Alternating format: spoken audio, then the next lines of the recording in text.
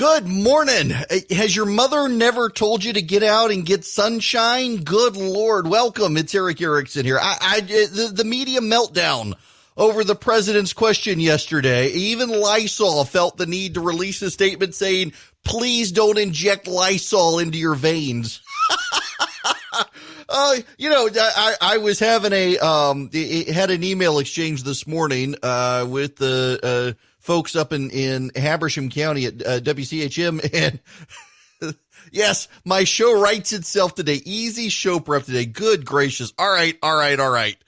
Let me give you the audio here to begin with, so that you have a sense of it, so that you understand. I wasn't even going to start the show with this.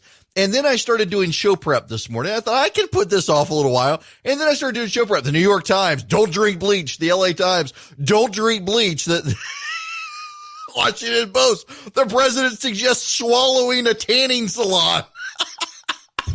I mean, seriously, you would think that the president would suddenly be supportive of Georgia reopening if the tanning salons would be open so you get that UV light. Good gracious. Okay, let me set the stage here. We begin with Phil Bryan of the Department of Health and Human Services giving a briefing to reporters yesterday. It turns out that sunlight and disinfectant can kill a virus. Surprise! I don't know if you even knew that sunlight and disinfectant could kill the virus. This may be new to you. Now, I distinctly remember when I was a kid, my grandmother was a nurse and would tell us to go outside, get sunlight. Sunlight was good for you, made your bones strong, kept you from getting sick. If you had a cold, you should get a little air, you should get some sunshine, and you would go outside. Likewise, we've been told this whole time, hand sanitizer. We've been told disinfectant. We've been told to wipe down counters. We've been told disinfectant kills the virus. This isn't new stuff. I mean, this isn't even recent stuff. And guess what? The Department of Health and Human Services, the scientists have been experimenting on the coronavirus. Our most striking observation to date is the powerful effect that solar light appears to have on killing the virus, both surfaces and in the air. We've seen a similar effect with both temperature and humidity as well, where increasing the temperature and humidity, or both, is generally less favorable to the virus. So let me illustrate with this first slide. If you look to the right, you'll see that term half-life with a bunch of time stamps on there. First, let me tell you what a half-life is. We don't measure the virus as far as how long will it live on a surface. We have to measure the decay of the virus in terms of its half-life, because we don't know certain elements. We don't know how much a person expectorates when he spits, right? When he sneezes, whatever the case may be, we don't know how much virus is in there. So that has a bearing on how long the virus is going to be alive and active. So we measure it in half-life, because half-life doesn't change. So if you look at an 18-hour half-life, what you're basically saying is that every 18 hours, the life of the virus is cut in half. So if you start with 1,000 particles of the virus, in 18 hours you're down to 500. In 18 hours after that, you're down to 250, and so on and so forth. That's important as I explain the rest of the chart. If you look at the first three lines, when you see the word surface, we're talking about non-porous surfaces, door handles, stainless steel. And if you look at as the temperature increases and as the humidity increases with no sun involved, you can see how drastically the half-life goes down on that virus. So the virus is dying at a much more rapid pace just from exposure to higher temperatures and just from exposure to humidity. If you look at the fourth line, you inject the sunlight into that, you inject UV rays into that. The same effects on line 2 at 70 to 75 degrees with 80% humidity on the surface, and look at line 4, but now you inject the sun, the half-life goes from 6 hours to 2 minutes. That's how much of an impact the UV rays has on the virus.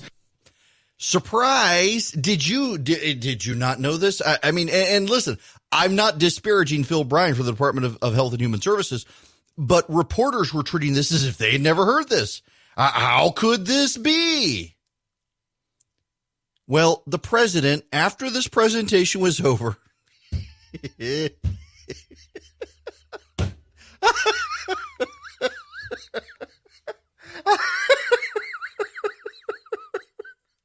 y'all, I heard this last night. And I literally, you could see the moment the president said it, because all I did is I tweeted, "Oh boy." And I deleted the first thing that I tweeted. I deleted what I was going to tweet because it had bad words. I thought, oh, I'm going to get a note from various preachers who follow me on Twitter if I tweet that one. He asked it. Okay, if you haven't heard him ask it, let me let the president, in his own words, say it. So I asked Bill a question that probably some where'd it go? Some of you are thinking of if you're totally into that world, which I find to be very interesting.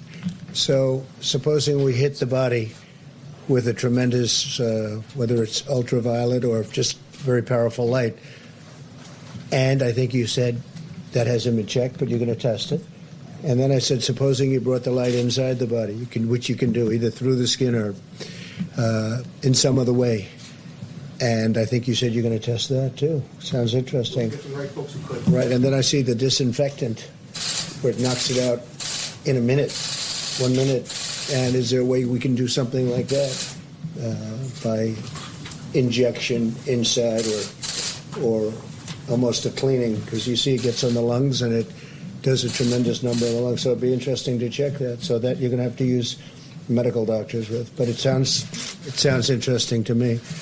So we'll see. But the whole concept of the light, the way it kills it in 1 minute, that's pretty powerful. So, okay. So the president says, the president says that, okay, so disinfectant works. We should try to figure out a way to get disinfectant into people's bodies or UV rays through the skin, or, I mean, the president's clearly into tanning, or swallow a light bulb. What? I don't know. But to be clear here, the president of the United States was not telling people to drink bleach. I mean, we've already got a generation that swallows Tide Pods without prompting. So I get the media concern there, but the president was not suggesting. He was asking a question, saying this needs to be researched. Well, Jonathan Karl. But the president mentioned the idea of cleaners, the bleach and isopropyl alcohol you mentioned.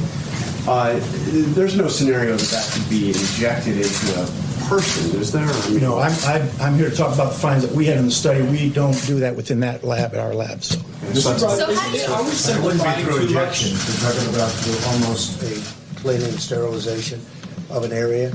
Right. Maybe it works, maybe it doesn't work, but it certainly has a big effect if it's on a stationary object. So the media, of course, going nuts here. Sanjay Gupta on CNN last night. I'm going to leave it up to you two, but it just seems wildly irresponsible for the President of the United States to be musing out loud about people injecting disinfectant, used bleach and other.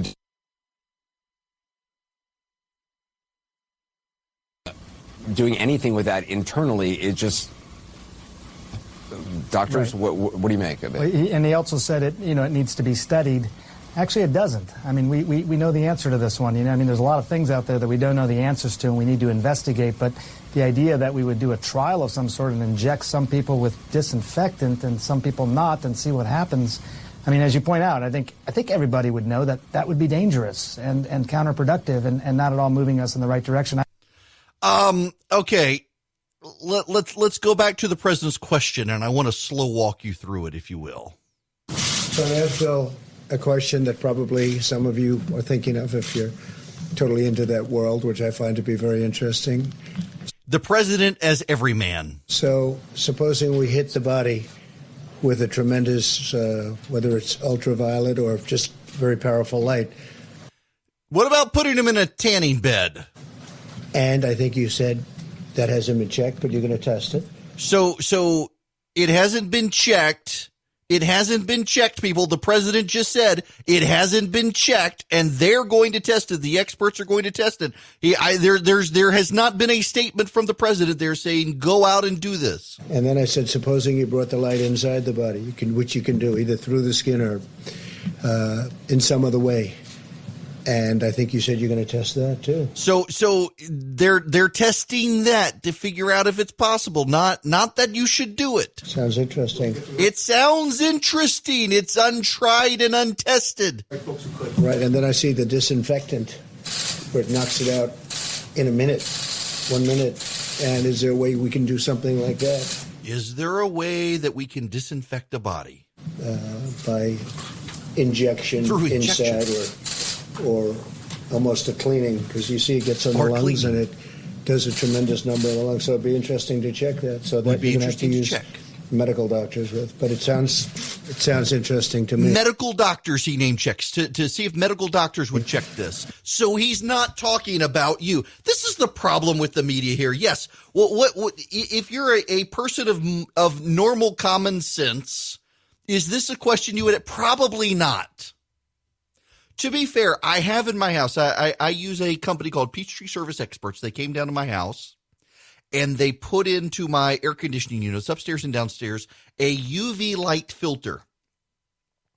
As air conditioning passes through, as the air passes through this filter, the very bright UV light bulbs that are in this thing kill the molds, the bacteria, the viruses, the spores, cleans the air. And, you know, we've actually seen real world benefit of this. We have an air intake upstairs that is outside our kids' bathroom. And in both of the kids' rooms, the kids' rooms are on either side of this thing. And the air blowing into their room, you can tell there's been a mildewy buildup, and we presume it is because the air intake is sucking the moisture out of the shower when the kids take a shower, and it's getting mildewy. Gone. The UV, I was skeptical of these things. We decided to put it in because my son has really bad allergies. I was skeptical of it. It works. It totally works. I did not believe it would work. It works. I paid the money not knowing that it would work, because family insistence, you do these things. If you're a dad, you get it, and it works. It is a UV, it is basically a tube that all the air flows through. It gets hit with really bright UV light and it wipes out everything. We are not having the mold mildew problem that we were having. They work better than the air filters. They work in conjunction with the air filters. So I know this stuff. But let's be clear here. You don't want to inject bleach into your body. You don't want to inject bleach into your body. But let's also be clear here. I've played you the audio twice. Nowhere in the audio does the President of the United States suggest drinking bleach. Nowhere in the audio does the president suggest swallowing a UV light source. Nowhere in the audio does the president recommend home trials for this. Nowhere in the audio does the President of the United States suggest everybody should do it. No, what the president does is he says that they're going to look into it. They're going to test it. He knows that the people in the crowd probably have that question. And don't worry, you don't have to ask that question because he's already asked the question, and here's what they told him. You know, I see a reporter on Twitter saying that, well, this is just proof he wasn't actually in the briefing.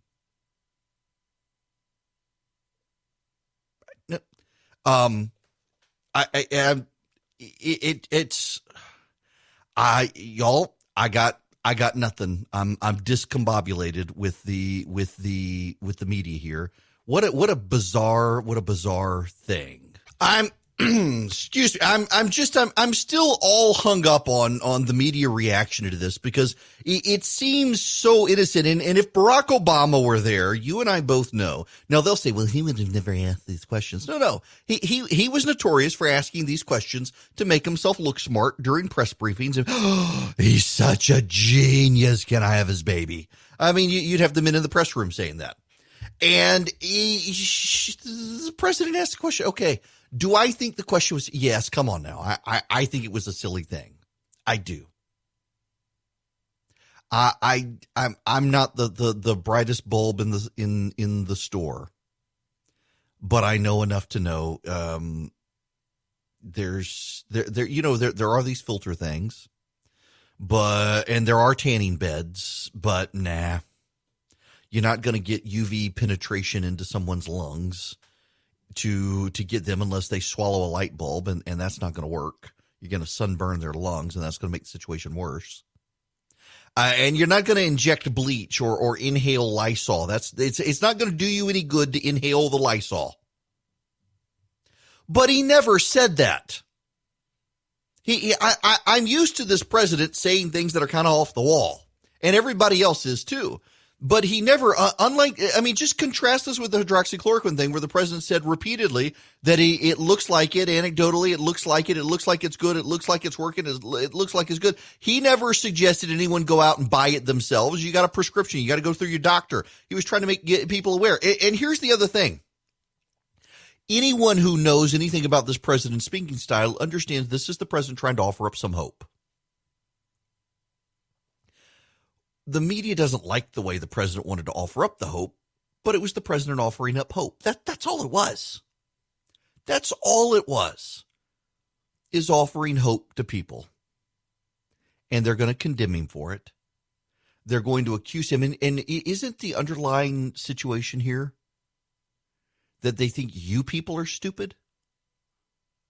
They think you're so stupid, you're going to go do this.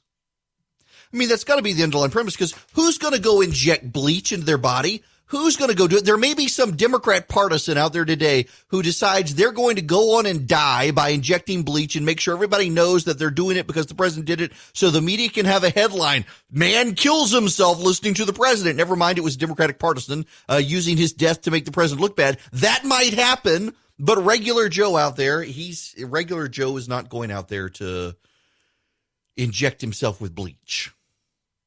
It's just a stupid story. And it is a stupid story that I've got to start the show with to push back on the stupidity of the media. Not on the president's stupidity, not on the question from the president, not on anything related to the president, but on the media. Did the president suggest that the doctors, the scientists, should experiment on flooding the body with UV rays? He absolutely did. I have played you the audio twice. Did the president suggest they should medically test injecting people with disinfectant? Yes, he did. I played you the audio. Did the president suggest that you should do it? No, he didn't. In fact, he made clear the doctors need to test it.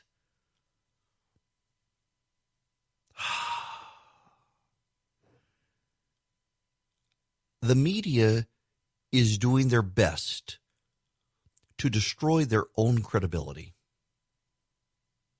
The media is doing their best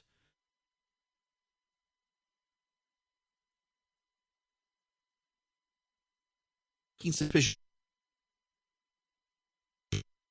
president.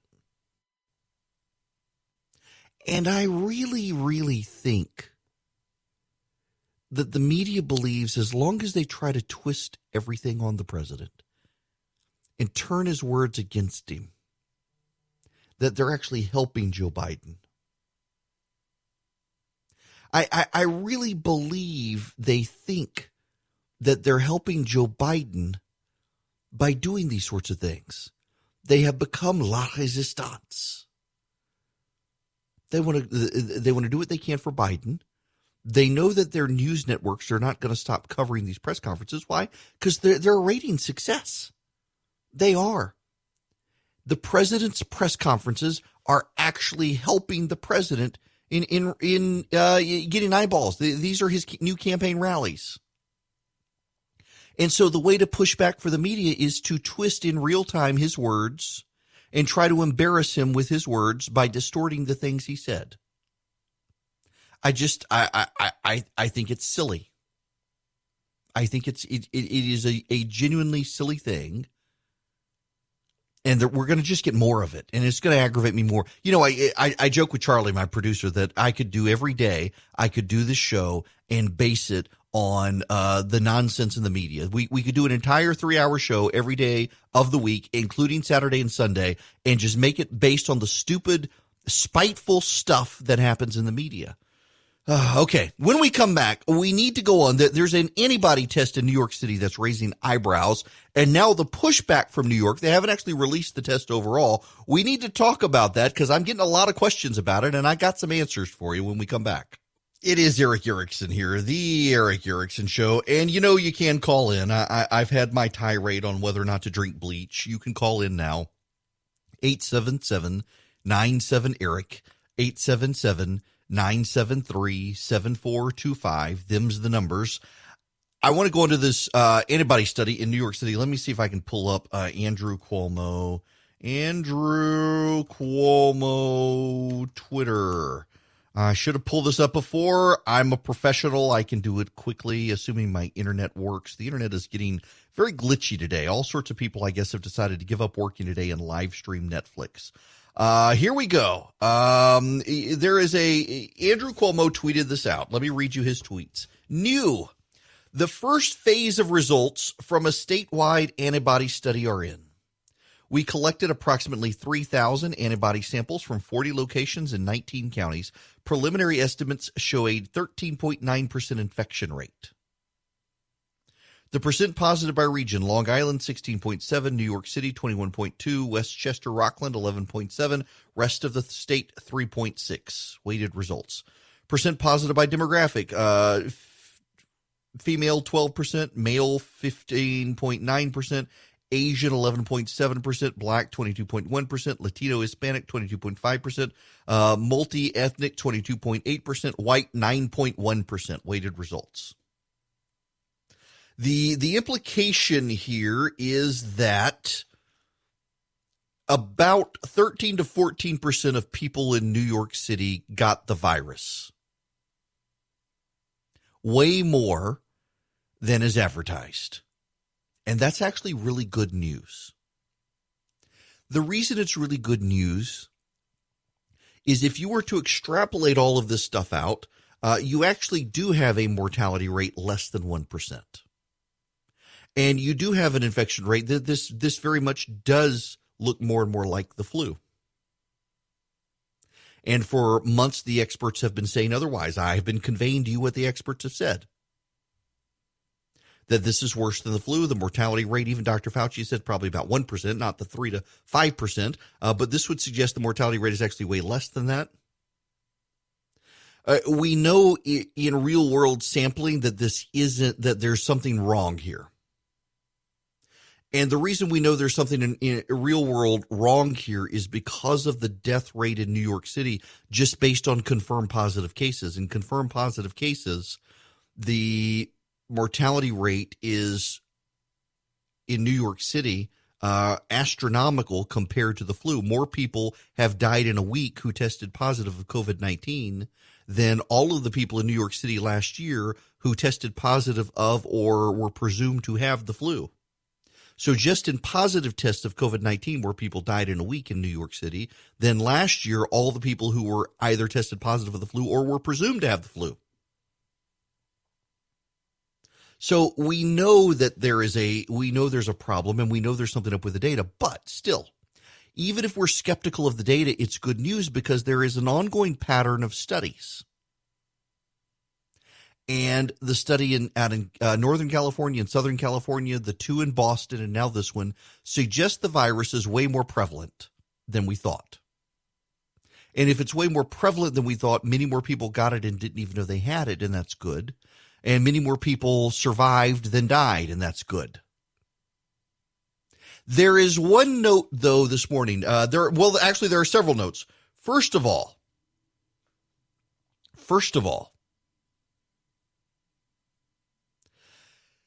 if this is true, then this really is a flu-like illness. So we need to ask ourselves then why people aren't being why hospitals don't get overwhelmed in the same way with the flu. And we need to ask ourselves why people who test positive from this have a higher rate of mortality than people who test positive of the flu. We got to ask ourselves those questions. But there's also this. New York has not actually released the findings. The governor tweeted out the initial findings, but they haven't actually released the report. And now New York's health commissioner, not the idiot woman who told people to hang out on the subway, but actual New York's health commissioner who was telling people to go to Chinatown and everything was going to be okay. New York's health commissioner put out a tweet this morning. He said, hold up. There are some problems here. This test has very high false positives, meaning a lot of people tested positive who shouldn't have tested positive. It also has very high false negatives, meaning people who should have tested positive tested negative. Now, a friend of mine says you can do a mathematical extraction based on the percentage of false positive and the percentage of false negatives and get a sense. I don't know that they've done that. We haven't seen the full study yet. This is all initial data. We don't know that they did that. That does make sense to me. So in other words, you can't use the antibody test to tell whether an individual person had or did not have the virus. But if you know that this antibody test delivers a 20% false positive rate and a 20% false negative rate, then you can assume that 20% of the people who tested negative had it and 20% of the people who tested positive didn't have it. But there's something else here as well that the New York's Commissioner on Health is pointing out. The antibody test tests positive, not just falsely, but also for other viruses. So the antibody test for COVID-19 might trigger a positive test for someone who's had another coronavirus or for the common cold.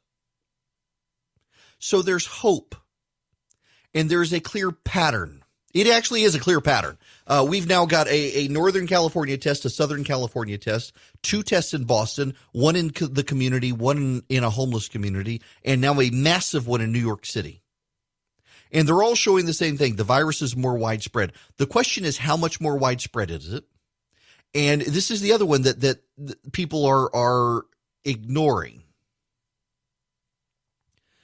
We know that last year, and I'm trying to go slow here so you understand this because I realize there's a lot of data. I'm not trying to bore you either. Don't be bored by this. You'll be more educated than your neighbor. We know that last year in the United States, I should say last year, in the 2018-2019 flu season, in the 2018-2019 flu season, that goes from roughly October to April, May-ish. October to April is the best way to think of it. So from October to April in 2018-2019, 7,000 people who tested positive for the flu died. And we do way more flu tests than we do COVID-19 tests. And only 7,000 of the people who tested positive for the flu died. We're over 40,000 people in 8 weeks dying from COVID-19. Why is it that people who have confirmed tests of one die so much more in 8 weeks than people who have the other? If we suggest that there is a widespread, and again, more people get the flu test each year than this. So there is a disproportionate nature here that still suggests COVID-19 is much worse than the flu, even as it seems to be as widespread as the flu. So more people with a positive test die. Now, I can tell you what's going to happen. There are going to be conspiracy theorists out there who suggest that it is the test that's causing people to die.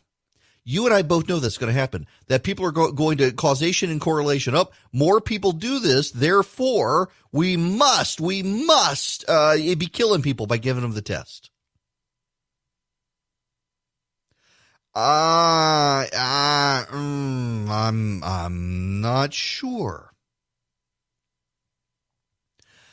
We've got to figure out what's going on, and there's so much we don't know. Let's go into some of the things we don't know. For example, so let's focus on the actual facts, because there are a lot of facts we don't know. The trend lines are actually very good. That this virus is actually more widespread than we know, which would bring down hospitalization rates. It would bring down mortality rates. Those are all good things. We do need to know these things.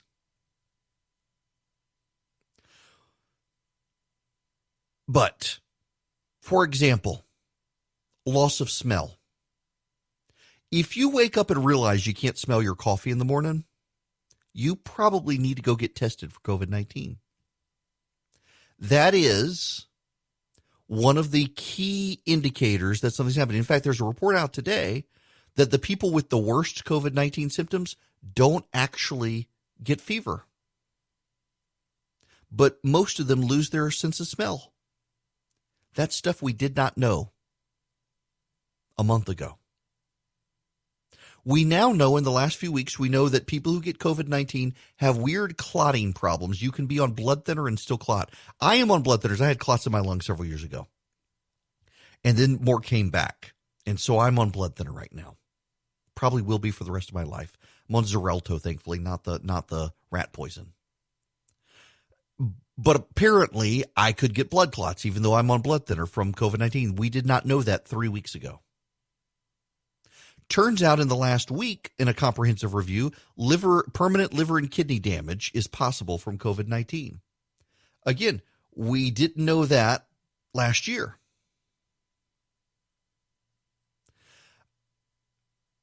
Now, next,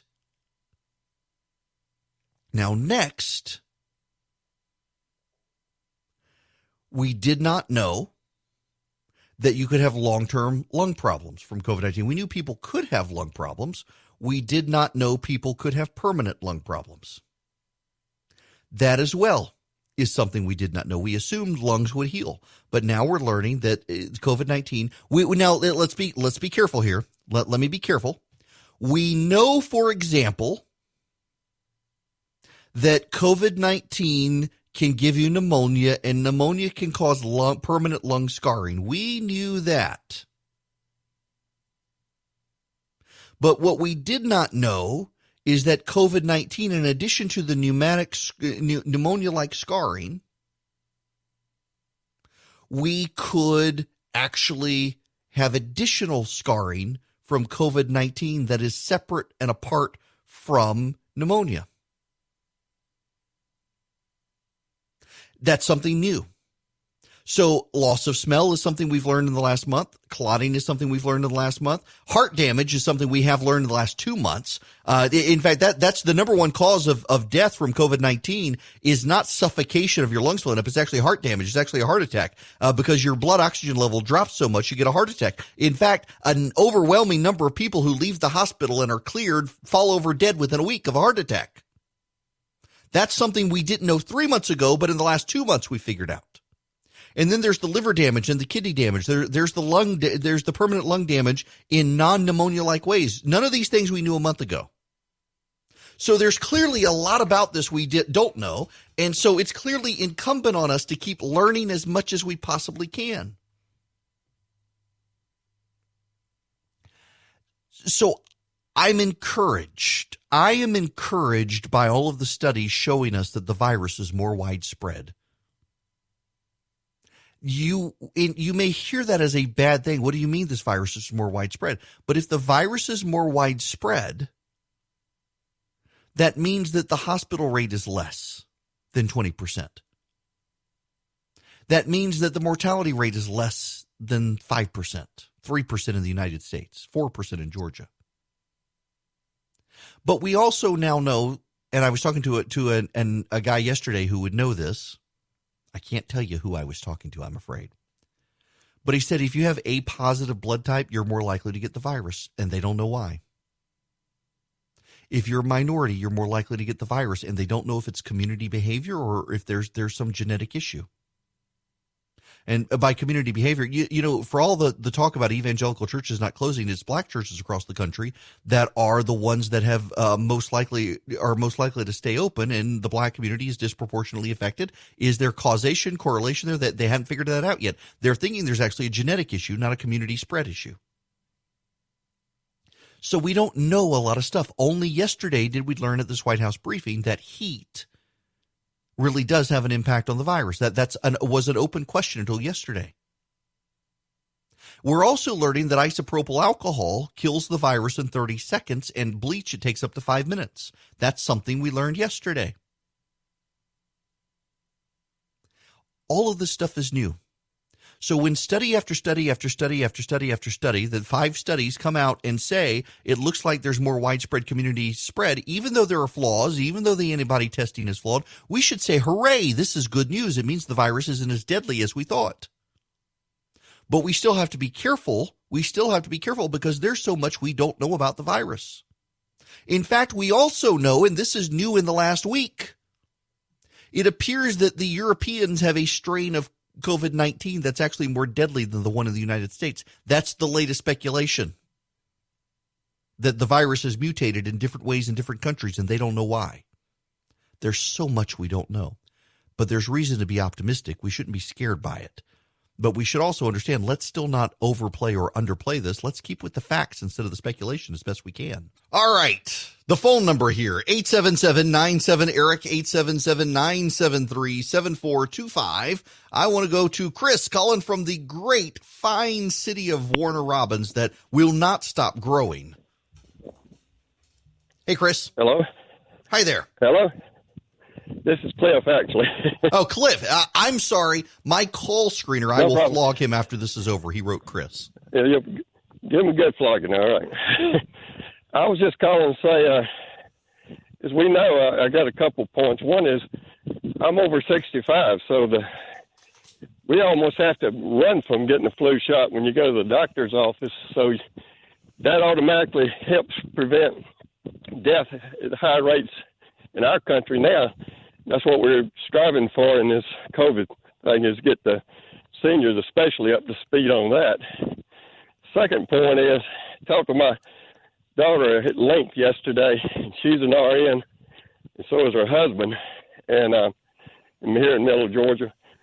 And she's saying that, they're having people coming in that have been dying, got a bad heart like my daddy did when he died of congestive heart failure. But if they test them and they got a little bit of COVID too, they're listing that as a COVID-19 death when it was truly a heart death.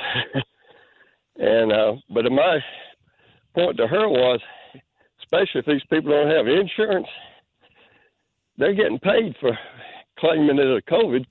She said $35,000 to go into ICU. I said, well, that's getting more than if they're homeless or whatever and don't have any insurance.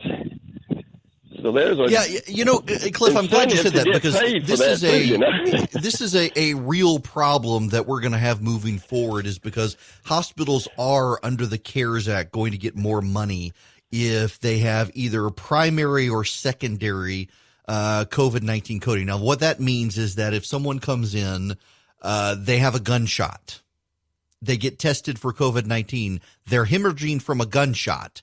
If the hospital says they also had COVID-19, even though they died of the gunshot wound, they're going to get extra funding from the federal government. They shouldn't have done that, because it is probably going to make hospitals inflate things. But I have a reason for the heart one, because this is the one that comes up the most. People, they got a heart attack, but they had COVID-19. They're listing COVID-19 as the primary cause, not the heart attack. Which came first, the chicken or the egg? There's a real issue with COVID-19 and the heart, and that's why they're doing it. It's not, I hope everyone will understand this, that it's not hospitals trying to milk the system. They've been doing this now for a couple of months. And the reason that they've been doing it for a couple of months goes back to what I was saying before the break. The number one cause of death from COVID-19 is a heart attack. And I know there will be some of you out there, because I can feel it in the force right now, saying, well, because they're coding everybody as COVID-19 when they die of a heart attack. No, here's what happens. It's gruesome, actually, and I've been hesitant to describe it because I know there are kids listening. What happens is your lungs, which are very much like, have the consistency of whipped cream, they begin to harden into the texture of a marshmallow. And as COVID-19 progresses, your lungs go from being the consistency of whipped cream to the consistency of a marshmallow to the consistency of a stale marshmallow. And oxygen cannot then get through into your blood. And your body slowly begins to starve itself of oxygen. You begin to suffocate. Now, you get better. And your heart has been damaged by COVID-19, because your lungs have filled with fluid and you've been slowly drowning in pus in your lungs. They have cleared it up. Your lungs have scars. There are some parts of it still hard, but you no longer test positive. Your breathing has come back. This is one of the weird things. They haven't figured out the disease. They have people with 50% blood oxygenation, which should be fatal, who are up walking around fine, not even out of breath. They don't know why. But they clear you. You go home from the hospital, and within a week, you drop dead of a heart attack. They're coding that as COVID-19 because that is a pattern. Because of the thousands and thousands of people who have died around the world, about half of them have died of a heart attack due to heart damage from oxygen deprivation due to the virus. And so that's being coded as a COVID-19 death. That's why so many people who are having heart attacks are coded that way. I hope that makes sense to you. The way you die from COVID-19 in most cases is not that you drown in your own pus, which is the second most likely reason you die. Your lungs fill up with pus and you die. It's because your body's heart is broken because of the virus and you have a heart attack and die. It's great to have a sponsor of the program that I don't even have to read a script for or anything. You know, they send scripts, but I don't have to have one with Quip because Quip is my toothbrush. It's my wife's toothbrush. It's my daughter's toothbrush. It's now my son's toothbrush. We are a 100% Quip household in our family, and I will tell you why. Because with some of those vibrating fancy doodad toothbrushes, they're super expensive. You have to take a charger with you. They're hard to keep up with. The brush head size is so big and poorly designed, it doesn't fit in the back of your mouth, so you can't get the back of your mouth and the teeth clean. With the Quip, it is well designed. You can tell that it's designed by dentists and designers working collaboratively. It's a great toothbrush. If you don't know what the Quip is, it's a battery-powered toothbrush where every 3 months they send you a new brush head for just $5. So you brush head stays clean and in shape. You get a new battery. It's a AAA battery that it works with. And here's the cool thing. It vibrates great to clean your teeth, and every 30 seconds it pulses so you know to change position in your mouth. And after 2 minutes, after you've got the dentist recommended 2-minute brushing, it turns itself off. So you don't have to worry about it. There's no fancy charger to carry around or keep up with. You just your toothbrush. And it comes with a great little travel pouch you can put it in. It's a great design toothbrush. I've used mine for so long. Every time I go to my orthodontist now, I have braces, and every time I go to my dentist, he wants to know if I'm using teeth whitener, and I'm not. I'm just using my Quip twice a day for 2 minutes, just like dentists recommend. It is fantastic. It is such a great design. Listen, this sponsor live read is taking longer than it should because I actually do really like my Quip toothbrush. It is the best toothbrush I've ever had, and I hope you'll agree. You can go to getquip.com/Erickson right now and get your first brush head refill pack for free with your Quip. That's right. Your first brush head refill pack is free if you go to getquip.com/Erickson. It's GetQuip.com/Erickson. It is the Good Habits Company, and it is a great toothbrush. Hello there. It is Eric Erickson here. Have you injected your bleach yet? The media. I'm getting reporters who are very upset with me for saying this really wasn't a big deal. Well, maybe I'll get into that. Welcome. The phone number here, if you'd like to be a part of the program, 877-97-ERIC, 877-973-7425. No, I did not hear the president say you should inject bleach. I really did not. And yet some reporters did. Real quick, this is really, really important, actually. The federal government is going to add more money to the payroll protection program. You need to, if you need it and didn't get it last time, get your application in. Reach out to the folks at First Liberty Building and Loan here in Georgia, the Frost family. They're really good people, good Christian family. They're sponsors of the program, and they're actually personal friends. Brant, the fourth, Brant, the fifth, Katie, they're just super people. And they want to help you. They've beefed up their staff, their computers, everything to try to get you in. They cannot guarantee it. No bank can guarantee you getting into PPP. But what we are finding is that the smaller local banks and lending institutions are having a better success rate at getting people in. So if you need to get into PPP, go to firstlibertyga.com. That's firstlibertyga.com. I want to mention this throughout the show today because it's that important. Firstlibertyga.com is their website. and you will see an Apply Now button at the top of the site. Don't even bother calling. Just go to firstlibertyga.com, click the Apply Now button, and fill out the form online. It is that important. You need to rush through and get it as quickly as you can. Get your application in so they can get you in the front door. The moment the president signs the legislation, the funding transfers, people are going to be getting in. So go on, get ready, firstlibertyga.com. Thanks to them for sponsoring. That's not my point in doing it. I'll get into the VP program later. It's just you do need to be made aware of this. Now, the president threw the governor under the bus again yesterday. I'm not going to actually get into his second round audio of condemning the governor for doing this. I want to get into this story from the Associated Press. President Donald Trump and Vice President Mike Pence repeatedly told Governor Brian Kemp of Georgia that they approved of his aggressive plan to allow businesses to reopen, just a day before Trump pulled an about-face and publicly bashed the plan, according to two administration officials.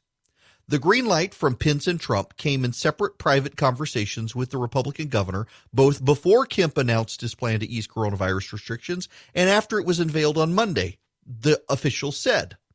Trump's sudden shift came only after top health advisors reviewed the plan more closely and persuaded the president that Kemp was risking further spread of the virus by moving too quickly.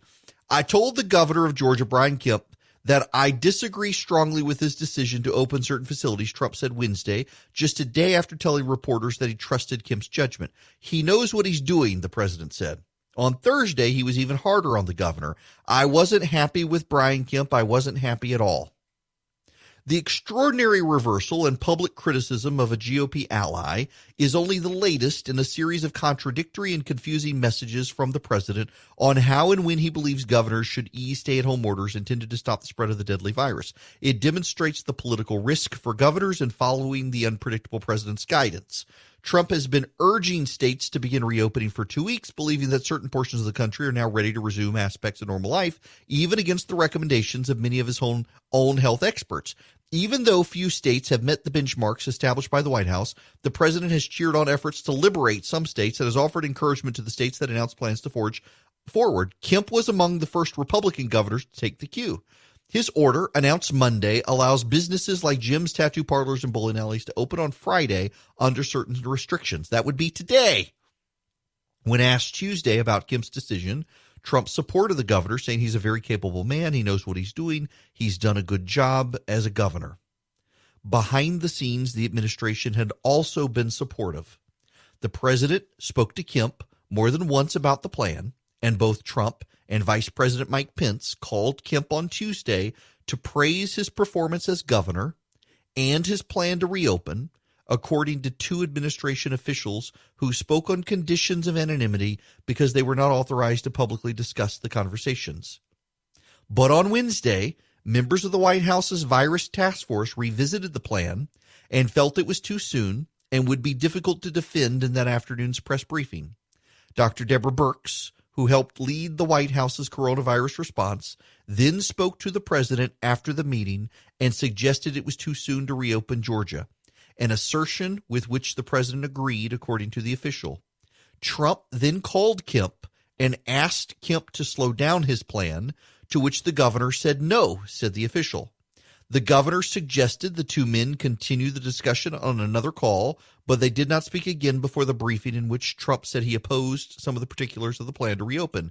Trump noted that Kemp's reopening violated the White House guidelines and suggested he would intervene if he saw something totally egregious. On Thursday, he suggested he was particularly concerned by the idea that Kemp would reopen spas. I want the states to open more than he does, much more than he does, but I didn't like to see spas at this early stage, nor did the doctors. Trump acknowledged he consulted his health experts, Birx and Dr. Anthony Fauci, and considered trying to block the proposal. But I decided, and we all agreed, you've got to watch it closely.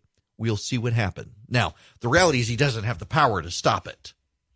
The governor thinks he's on the right path. I will tell you that the trend lines on Monday and Tuesday buttressed the governor's findings that we were below the rate of transmission of 1. Yesterday, given some of the data that came in, I hope I explained on Tuesday and Wednesday what rate of transmission is. So essentially, your rate of transmission needs to be below 1. If the virus rate of transmission is below a factor of 1, then the virus will stop spreading. If the virus is above 1, the virus will produce. The metric RT represents the effective reproduction rate of a virus calculated. It lets you estimate how many secondary infections are likely to occur from a single infection in a specific spot. Values over 1 mean we expect more cases. The higher above 1, the more quickly the virus will spread. Values below 1 mean the virus cannot spread in the community.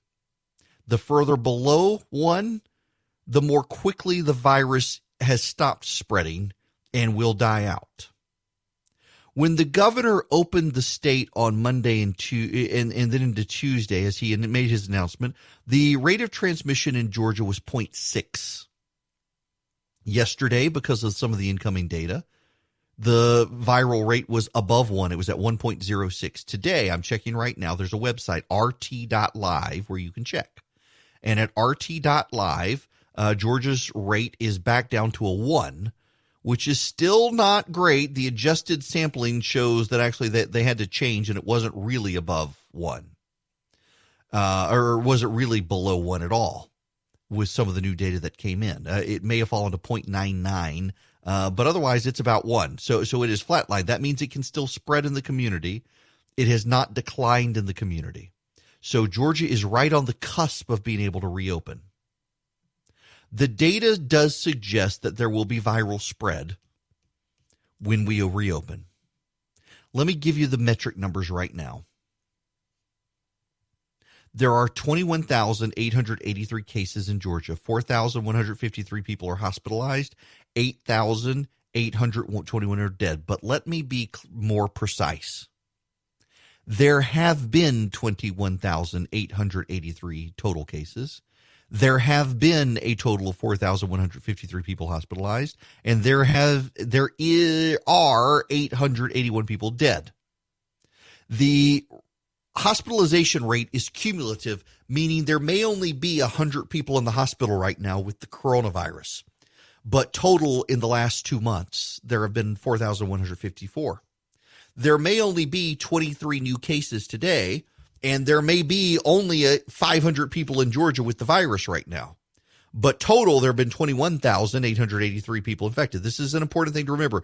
Let me give you the data here now. And again, if you want to see the data for yourself, you don't have to believe me. You can see it for yourself. You go to, you text the word data to 33777. Text the word data to 33777. On April 14th, that was the high day. That was the highest day, single day of infection reports. 843 people infected. On the 15th, 704. On the 16th, 761. On the 17th, 640. On the 18th, 334. On the 19th, 448. On the 20th, 523. On the 21st, 345. On the 22nd, 72. On the 23rd, 30. Today, let's see, what is today? We don't have today's numbers yet.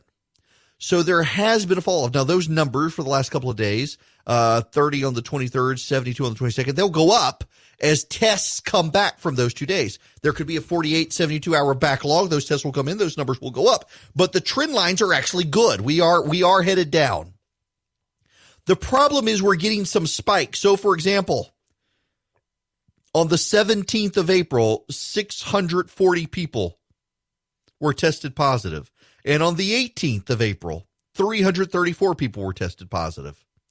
But then on the 19th, 448 people were tested positive. And on the 20th, 523 people. So it went back up.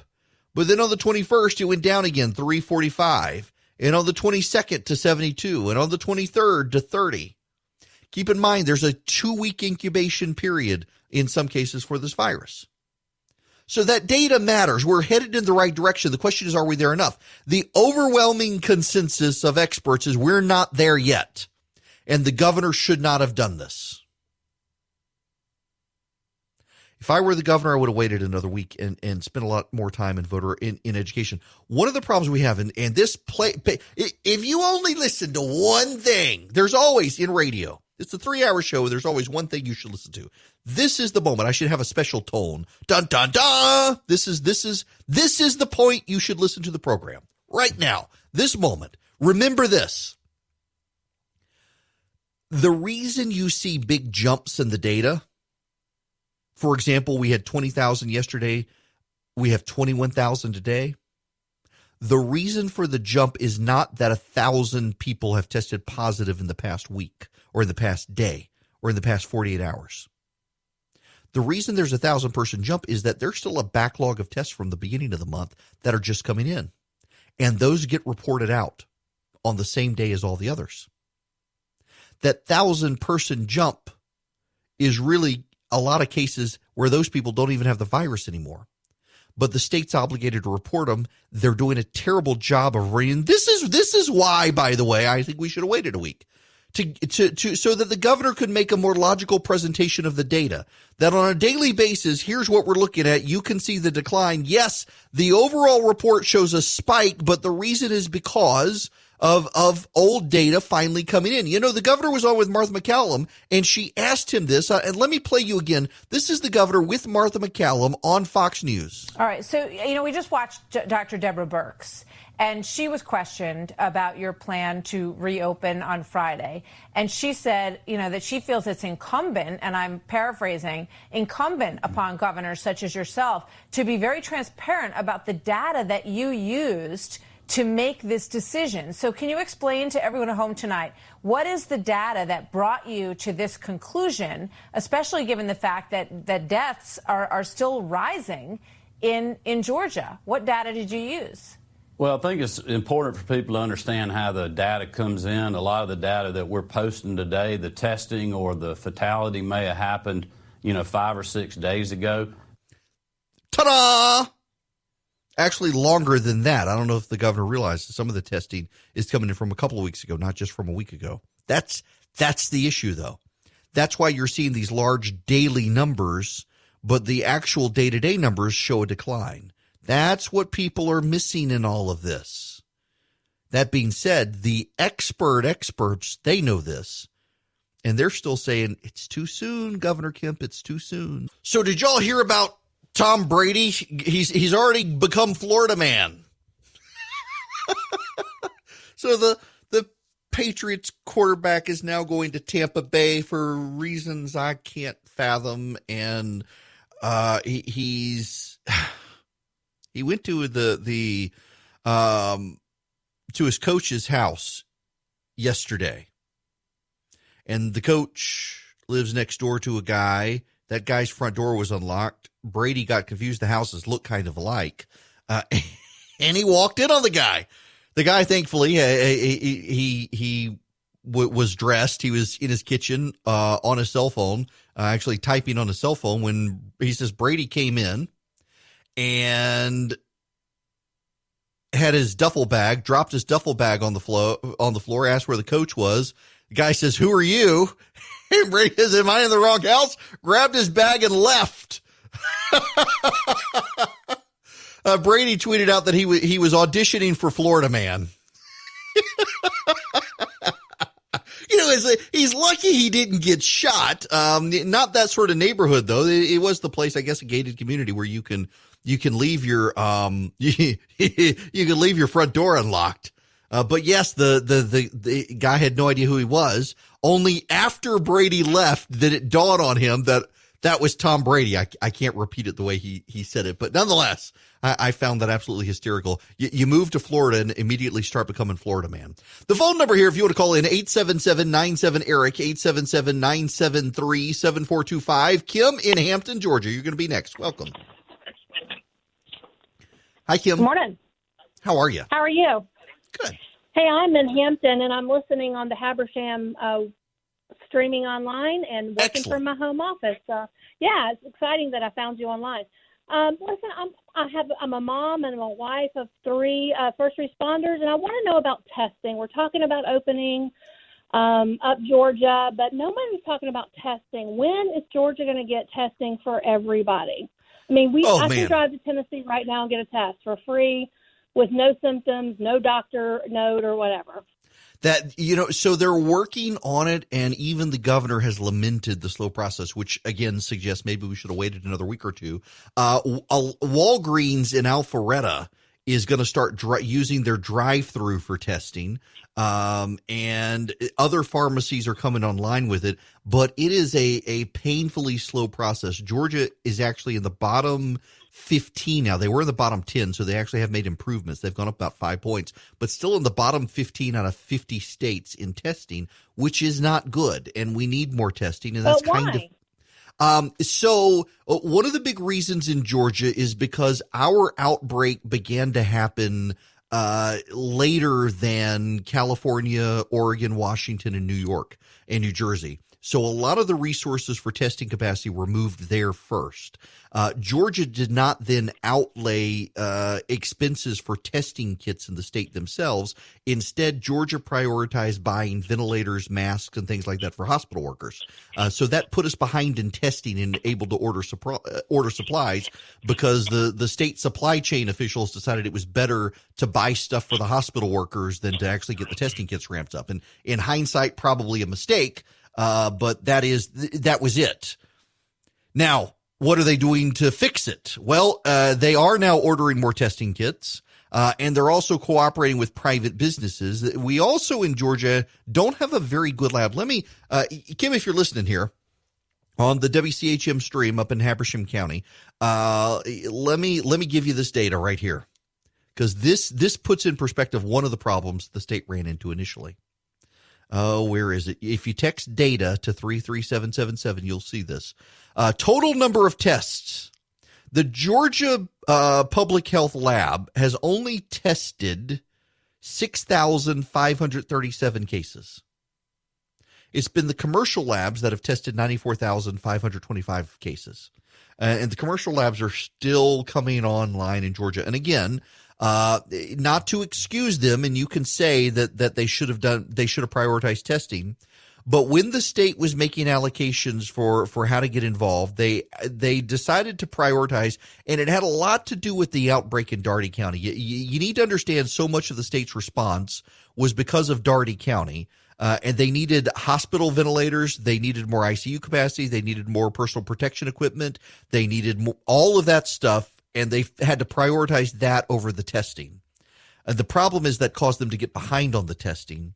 And now they're having to ramp up on the testing, and they're having to have private companies step in to help them. Thankfully, the private companies are stepping in, and we're day over day, we're improving the capacity, but it's not where we should be. But you do need to, in fairness to the state and the governor, remember that so much of this was in response to what happened in Dougherty County. That shook up everything in the state. Let me explain that a little more when we come back. All right. Let me spend a few moments. If you're just listening, just tuning in, our last caller was asking about testing and why are we lagging behind? And there actually is a reason for part of that. Before we get to any of that, though, I want to thank one of my sponsors, Mrs. Griffin's Barbecue. I had no idea so many of you were fans of it as well. I put a picture up on Instagram, and just so many people say, "Oh, this is the only barbecue sauce I use." That's heartening to hear. Although I'm a little depressed, I'm not a trendsetter. That we've been eating Mrs. Griffin's barbecue sauce for a while in our house, and now it turns out like all sorts of my friends do too, which is great. And I had nothing to do with it, but a lot of you are now buying it, and you should. It's a great local Georgia business to support. Great barbecue. Oldest still commercially produced barbecue sauce in the nation, and it's right here in middle Georgia, and they've got it all over Georgia. Check out your local grocery store, and you can go to mrsgriffins.com, their website. You can buy 2, get a 3rd one for free. It's good barbecue sauce. It's great on everything. I use it a lot on chicken and pork. You know, you take pork chops, brown them, put them in a baking dish, put them in the oven on 275 for 2 hours with Mrs. Griffin's barbecue sauce, and you got fantastic, easy pulled pork. Good stuff. Now, let me get to what happened in Georgia that affected testing. Georgia got overwhelmed very quickly with the super spreader event. I've mentioned before there was a funeral in Dougherty County. That's Albany. It was a black congregation, large funeral, a preacher who was infected and did not know it. And he ultimately wound up, he was asymptomatic. He was highly contagious, but had no symptoms. He ultimately wound up being hospitalized when the symptoms started flaring up. But Dougherty County, Albany, let me do, what is the, I'm going to figure this out on the fly. Population of Dougherty County, Georgia. The population of Dougherty County, Georgia is 87,956. 87,956.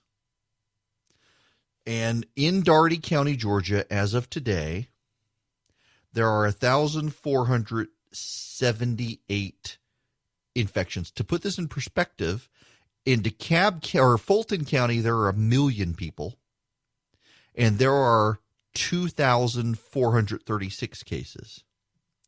In Dougherty County, there are slightly less than 2,000 cases. 1.6% of Dougherty County, 1.68% of Dougherty County has COVID-19. Let me do this again, make sure I got the math right. There are 1,478 cases. The population is 87,956. Yep, 1.68% of Dougherty County has COVID-19. And in Fulton County, there is 1.064 million people. In Fulton County, there are 2,436 cases as of right now. There are 1,064,000 people in Fulton County. So that gives you an infection rate of 0.2%. So in Dougherty County, you got over 1% of the population got COVID-19, and in Fulton County, 0.2%. And the reason is the super spreader. There have been more deaths in Dougherty County than any other county in the state. 109 deaths in Dougherty County. Their hospital system got overwhelmed. Phoebe Putney Memorial Hospital. It's a sizable hospital for Dougherty County. Not a sizable hospital in terms of an urban area like Atlanta, but for Dougherty County, sizable hospital. There are a lot of outpatient facilities there where you can do outpatient ENT centers where you can do skin cancer surgeries, tonsillectomies. You've got an outpatient surgical center for plastic surgery down there. You've got an orthopedist center down there where you can do minor things there. And Dougherty County got overwhelmed very quickly. But it wasn't just Dougherty County, because Dougherty County also takes care of Lee County, where there are 298 cases, and Mitchell County, where there are 290 cases. Now, let me put this a little bit more in perspective for you, just so you understand. In Lee County, Georgia, Lee County is Leesburg. It is the county just north of Albany. It is essentially the as a friend of mine who lived down there once put it, the white suburb of Dougherty County. And in Lee County, there are 29,922 people. Let's see, am I doing this right? 29,992 times 100. So in Lee County, 1% of the population of that county, roughly, has COVID-19. Mitchell County is the same boat. Mitchell County is just south of Albany. Mitchell County has 290 people, or 290 cases. Mitchell County, the population of Mitchell County is 22,192. That's Camilla, Georgia. Camilla. Camilla. So you got Camilla, Albany, and Leesburg, and each of those three counties, 1% of the entire population of each of those counties has COVID-19. Fulton County, which is Atlanta, has 0.2% of the county has COVID-19. DeKalb County, less than that. Gwinnett County, about 1/10 of the county. Cobb County, about a tenth of the county. So you've got this massive outbreak in Dougherty County and the surrounding areas, Mitchell and Lee in particular, and it all came out of a funeral. Preacher, who was a super spreader, was in the funeral. The funeral lasted a long time. After it was over, the preacher hung out with the crowd. He shook hands with people. He visited with people, and he infected a ton of those people. Those people got infected. They didn't have symptoms. They went into their community. They infected even more people, and the virus began to spread. So when you start having all of these people showing up at the hospital within a week of this funeral, 2 weeks of this funeral, the hospital gets overwhelmed very quickly, and they don't have the capacity to ramp up. And so the state had to take some very decisive, quick action. And one of the calculations made by the state was, we need to presume that anyone who goes to the hospital down there with flu-like symptoms has COVID-19. And we need to get that hospital extra beds. We need to get that hospital extra ventilators. We need extra tubing. We need extra masks. We need extra gloves. We need extra gowns. We need extra everything. We need extra doctors, and we need extra nurses. They called up the Medical Reserve Corps in Georgia, and they reassigned doctors and nurses, some of whom who were retired and ready to get back in. They sent them down to Albany, put them in a Holiday Inn Express, and put them to work. And they ramped up care in South Georgia. But that came at an expense. They were so focused on mitigating what was happening in Dougherty County, the state was relying on the Department of Public Health to do the testing, and they did not have resources at the time to get people working with the private labs to ramp up testing. It's not to say they weren't doing it altogether. The problem was that they were so focused on Dougherty County, other states were putting in their procurement orders for the swabs and the test kits and everything else, and Georgia was focused on beefing up the hospitals because Georgia knew that if this spread out of Albany, you were going to have overwhelmed hospitals in Tifton, in Macon, in Valdosta, in Albany. Beyond Albany, it was going to spill over to Columbus, Bainbridge. All these places that had medical facilities were going to start getting overwhelmed very, very quickly. So while other states were building up testing, Georgia had a critical fallout from a super spreader in Albany and had to spend its time and resources mitigating that by beefing up hospitals, making sure hospitals were supplied. And that changed things. And so now we've got the ongoing cascading effect of that is that Georgia is behind on testing overall. I hope that makes sense. That's Kim called in and she was wondering, why haven't we beefed up testing? And I wanted to give a detailed explanation because it's not really anybody's fault. When you've got limited staff and limited resources, sometimes you've got to make the difficult decisions. And the difficult decision in this case was that if this gets past Dougherty County, we're going to have a statewide serious epidemic. And a lot of people are going to be hospitalized, and we need to beef up the hospitals first and then worry about testing. The presumption was made, assume everybody who has flu-like symptoms has COVID-19. Well, then Georgia was ready, and by then testing kits were in short supply because they'd gone to the other states. So ironically, the irony here is that Georgia probably made the right call. I realize we're behind in testing, but Georgia wound up having more medical resources than a number of other states. So our hospitals have never reached critical breaking points in the ways that others did. When the situation started settling down in Albany, Georgia was able, in fact, the governor himself has said, he was on this program when he talked about the National Guard was able to take supplies from Albany. They said, hey, Augusta is now beginning to fester. We need to head over to Augusta with these supplies. And so they took the excess capacity from South Georgia, moved them to Augusta. And then Carroll County has had a big outbreak. Carroll County, pretty hard hit. 314 people in Carroll County have the virus. They were able to move the supplies over there. And so they've been playing this game where they shuffle resources around the state, and it's been working for them. And they've been able to mitigate hospital situations in Georgia, while meanwhile up in Floyd County, and Floyd, where's Floyd on the list? Floyd has... Yeah, look at Floyd. Floyd only has 128 cases and 8 deaths. Floyd converted a parking deck into a field hospital. They may not have to use it. I don't know that they are using it, but they did it to be on the safe side. So Georgia made a calculation different from a lot of other states, given the situation down in Albany, that we need to beef up hospitals before we beef up testing. Long term, that actually helps us because the governor now believes part of his calculus for saying we can reopen the state is now our hospitals are so beefed up in the state that if it does start spreading again, we should be able to handle the surge. But what are the actual numbers? I gave them to you earlier. Let me give you a sense of them again. 70 on the 20th, there were 523 new cases. On the 21st, 345. On the 22nd, only 72 people from the 22nd registered now. And then the 23rd, yesterday, only 30 people. The numbers are headed in the right direction. So I hope that lays out, man, that is way more than I intended to spend. I am exhausted days ago. What was I supposed to be doing? I was supposed to be talking about Joe. I have spared you Kim's question in Hampton. I spared you having to hear about Joe Biden, which isn't a bad thing. We do need to talk about Joe Biden. We do need to talk about PPP as well. Since I spent so long on that, way more than I intended, making you guys smarter. I'm going to go on and take a commercial. Time out.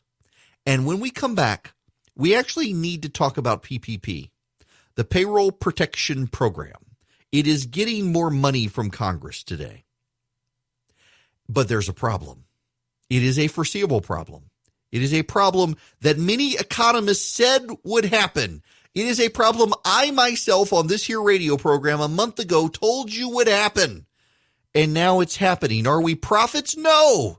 It was just obvious this was going to happen. You can call the program if you like. 877-97-ERIC, 877-973-7425. If you'd like to do that. Let's talk about the Payroll Protection Program for real. And a reminder, they are adding more money today. The House is passing it. The Senate has already passed it. The president will sign it. It should be funded by tomorrow, which means they'll start rolling out checks on Monday. You got to get your application in. If you need your application in, if you need to try a second time, go to my friends at firstlibertyga.com. Click the apply button. You can do it online. You don't even have to call them. And they're in Noonan, the Frost family. They're good people. The Payroll Protection Program is helping small businesses, but one of the downsides of it is that it is making life miserable for restaurateurs. Because as so many have pointed out, it is incentivizing unemployment. My friend Chip Roy, who is a congressman, a longtime friend of mine and my wife's, has an op-ed in the Wall Street Journal today. Let me read you part of this. For the past 6 weeks, and this is also Emily Williams Knight, who is the CEO of the Texas Restaurant Association. For the past 6 weeks, we've been on the phone with restaurant owners in cities and towns across Texas. One of us, Mr. Roy, represents the congressional district home to the most restaurants per capita in the state, employing more than 50,000 Texans. The other, Ms. Knight, runs a trade association for the once thriving Texas restaurant industry, which as of January 1, represents 50,000 restaurants, 1.3 million employees, and $70 billion in revenue. To say restaurants have been devastated by government decisions to close their livelihoods doesn't do it justice. Many restaurants have shed staff and are operating solely on takeout and delivery, which nets owners some 30% less on every order than dining in because of lower check averages and delivery costs, not to mention lost tips for employees. In many cases, restaurants changed their business models overnight and moved to selling bulk retail items to fill gaps in the supply chain and meet new customer needs. We expect 688,000 restaurant jobs in Texas will have been lost by the end of April. Restaurants will see a record 70% decline in sales. Some 34% of restaurants have temporarily closed, while 6% expect to close for good in the next 30 days. In the past week, Austin institutions like Threadgill's, Magnolia Cafe, Veracruz All Natural, and NXNW Brewery have shut down permanently. Oh, the Magnolia Cafe shut down permanently. Oh, and Threadgill's, that's painful. Oh, that's painful. Threadgill's and Magnolia Cafe is one of my favorite places when I go to Austin. It's open 24 hours. You can go in at 3 o'clock in the morning hungover and get pancakes. Not that I would know that. Now, here's the problem. A lot of these businesses applied for payroll protection, and they didn't get it because Congress didn't do what it needed to do. It didn't fully fund the program. It only allocated $250 billion because the Democrats wanted crap for all sorts of things that didn't need to happen. Well, the other problem is that because they're paying people, if you get $1 of unemployment benefits from the state, you'll get $600 from the federal government. So let's say you're a waitress. You're making $10 an hour. You're working, let's see. Let me see if I can do this. Let's see if I can do the math here. I'm doing this on the fly. So you're making $10 an hour and you're working, let's say, a 4-hour shift. 5 days a week, you're making $200. Let's boost this. You're making $10 an hour and you're working a 6-hour shift and you're doing it for 5 days a week. That's $300. That's $300 for you're working a 5-hour shift at a restaurant. You're making $10 an hour. You just made $300 for the week. So your employer gets payroll protection for you and you get $300 from the payroll protection program. So you keep your salary. You're budgeted for $300 for a week. You get $300 for the week. But there's a problem. Let's say you go unemployed. Now, you get unemployment from Texas. So your unemployment, let's say you get half of that. So you get $150 in unemployment from Texas. You get half your salary. I don't know what the Texas rate is, so I'm speculating here. Let's say you only get $1. Let's say you go unemployed in Texas and you make $300 a week as a waitress at the Magnolia Cafe, which is now out of business, and you get $300 a week in your salary from working a 5-hour shift at $10 an hour. You get $300 at the end of the week. And then you go unemployed and Texas only pays you $1. Well, that sucks. But the federal government has decided to pay $600 a week in supplement. So you make $300 a week as a waitress, you go unemployed, you're getting $600 from the federal government in addition to your state unemployment. So even if state unemployment is $1, you're getting $601 a week. When working, you were making $300 a week.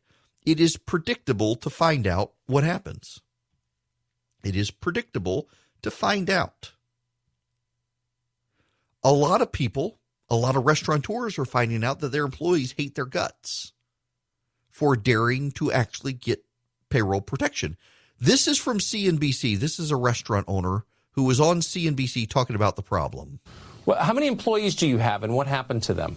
The employees, again, we furloughed them, and now we have them working back, and some of them took unemployment because, as you very well know, that the unemployment. I got dishwashers, I got servers that are making $300, they're getting $600 from the federal government, and they're going for the unemployment. Well, so what does that mean for you? So you've got employees who are making more not working than they would be making working for you. What does that mean for your business going forward? Well, when we're ready to get open up, when they say, hey, it's time to open up, we'll be able to call them and they'll be off that unemployment and they'll be working back for us. So these people, they would rather take unemployment. That's not good. It's not good. We have incentivized a lack of employment. We have incentivized people not working. And that's not going to end well for us. It's not. Even though some people think it's a good thing, it's proof we need universal basic income, except it's proof we don't need universal basic income, because if we had universal basic income, we would have a bunch of people who wouldn't be producing in society. And where would the money come from? Out of thin air. I guess that's what I guess they think that the government can just print money, which is essentially what the government's doing. And that's going to have long-term negative impact. When we come back, we need to explore an important question. Can a full moon increase your fever? It's great to have a sponsor of the program that I don't even have to read a script for or anything. They send scripts, but I don't have to have one with Quip, because Quip is my toothbrush. It's my wife's toothbrush. It's my daughter's toothbrush. It's now my son's toothbrush. We are a 100% Quip household in our family, and I will tell you why. Because with some of those vibrating fancy doodad toothbrushes. They're super expensive. You have to take a charger with you. They're hard to keep up with. The brush head size is so big and poorly designed, it doesn't fit in the back of your mouth, so you can't get the back of your mouth and the teeth clean. With the Quip, it is well designed. You can tell that it's designed by dentists and designers working collaboratively. It's a great toothbrush. If you don't know what the Quip is, it's a battery-powered toothbrush where every 3 months they send you a new brush head for just $5. So you brush head stays clean and in shape. You get a new battery. It's a AAA battery that it works with. And here's the cool thing. It vibrates great to clean your teeth. And every 30 seconds, it pulses so you know to change position in your mouth. And after 2 minutes, after you've got the dentist recommended 2-minute brushing, it turns itself off. So you don't have to worry about it. There's no fancy charger to carry around or keep up with. You just your toothbrush. And it comes with a great little travel pouch you can put it in. It's a great design toothbrush. I've used mine for so long. Every time I go to my orthodontist now, I have braces. And every time I go to my dentist, he wants to know if I'm using teeth whitener. And I'm not. I'm just using my Quip twice a day for 2 minutes, just like dentists recommend. It is fantastic. It is such a great design. Listen, this sponsor live read is taking longer than it should because I actually do really like my Quip toothbrush. It is the best toothbrush I've ever had, and I hope you'll agree. You can go to getquip.com/Erickson right now and get your first brush head refill pack for free with your Quip. That's right. Your first brush head refill pack is free if you go to getquip.com/Erickson. It's GetQuip.com/Erickson. It is the Good Habits Company, and it is a great toothbrush. Hello there. It's Eric Erickson, and I have a question for you. Can the full moon increase your fever? Can you imagine if the president had said this? Yes, I'm going to explain to you. But first, the phone number, and you can call in if you want to call in. The phone number is 877-97-ERIC, 877-973-7425. This hour of this here program is brought to you by Dynamic Money. That is my friend Chris Burns. I'm ready for him to come hang out on my front porch and have a glass of bourbon and just talk. We haven't. But he is also my financial advisor, which is the other reason I need him to come down here and convince my wife we need to save money instead of buying guns. She wants to go down to Barrow Automotive and buy guns in Butler. But nonetheless, this hour is sponsored by Dynamic Money. You can go to dynamicmoney.com. Chris Burns can be your financial advisor, too. He's actually really good at it. And he also is a good guest host here. Now, I have a question for you. This is an important question. It is a very important question. Can the full moon cause a fever? I ask this. Well, how do I want to do this? Okay. So Chris Cuomo on CNN. Let me play you this audio of Chris Cuomo mocking the president. Right. The study was about surfaces, though, and what kind of light or other type of treatments and different media you could use to affect viruses on surfaces, not in the human body. And the idea of household disinfectants inside the body, I mean, we can't say enough. Nobody was briefed on that. There is no science behind that.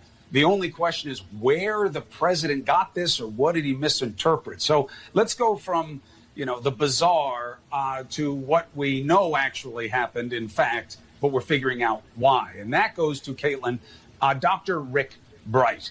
Is the best reckoning still that this was all about him saying things about hydrochloroquine and priorities of the White House, that's why he was moved, or is there more to the story now?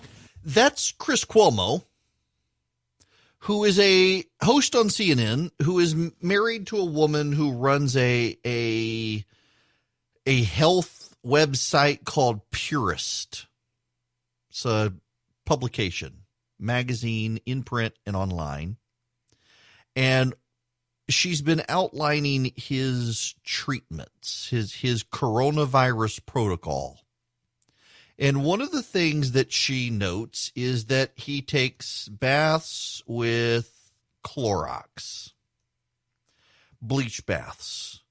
Has the reference been taken down? Clorox. Let's see. Yep. Christina Cuomo. She says she treated her coronavirus with Clorox. Yes. The Clorox baths. Wow. Yeah. Christina Cuomo says she put half a cup of Clorox in her bath twice a week while she battled coronavirus. It was recommended to her by an energy medicine doctor. So her husband is on television mocking the president for suggesting using Clorox. And she is out there telling people to take baths in bleach because an energy doctor said it. Now, listen, I have hesitation and qualms with mocking anyone for doing stuff like this to that degree. But she outlined on this Purist website, she uses someone she calls Dr. Linda Lancaster. Let me tell you about Dr. Linda Lancaster. Holy moly, I pulled up this woman. Let's see. Let me go back to yesterday. Where is this? Yes. Dr. Linda Lancaster of Santa Fe. They actually said they sent a hair sample from Chris Cuomo to Dr. Lancaster. I'm assuming they overnighted it. They must have overnighted Chris Cuomo's hair sample to Dr. Linda Lancaster. Dr. Linda checks a sample of Chris's hair to provide an update and finds he has low protein levels, exhausted adrenals, and high metals, which constrict the immune system. She changes up the homeopathics a bit with the addition of more vitamin C, zinc, adrenal support, hemp, and OSHA cough syrup, Baptisia for a low-grade fever, and the addition of more meat to the week's meal plan to mitigate low blood sugar that caused him to be dizzy a few days ago. Now, Dr. Linda Lancaster is a healing and teaching specialist in energy medicines. Energy medicine, people. Energy medicine. Yes, she's a healing system. It's a healing system based on the philosophies of yoga, Ayurveda, anthropology, TCM, naturopathy, and homeopathy. Oh my goodness. It has recommendations from Amanda Seyfried, Miranda Kerr, and Robert Redford. That's right. It is cuckoo for Cocoa Puffs, it would seem to me. And let me read you her bio. She's been doing this since 1987. Celebrities love her. Dr. Linda Lancaster is an energy medicine and homeopathic physician.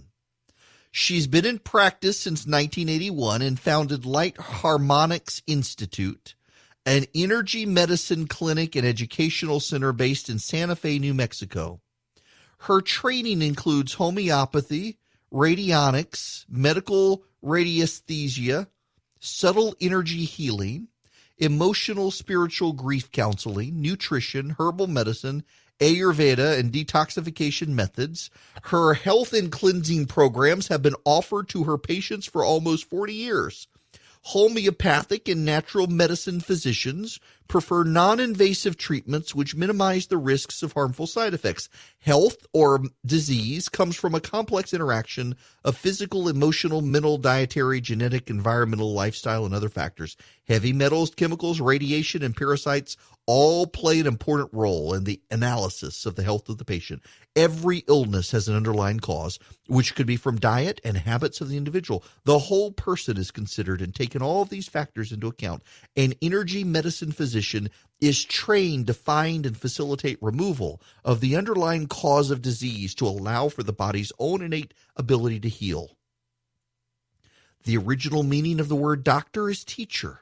A principal objective is to educate the patient and emphasize self-responsibility for health. Homeopathic physicians recognize the importance of the doctor-patient relationship. Light Harmonics Institute has been at the forefront in the current trend of the integration of medicines. Many students have trained with Dr. Linda over the past 40 years, and she continues to teach art, philosophy, and the understanding of healing. She has treated thousands of patients in almost 40 years of practice and has developed a system of medicine which is now referred to as Light Harmonics Healing.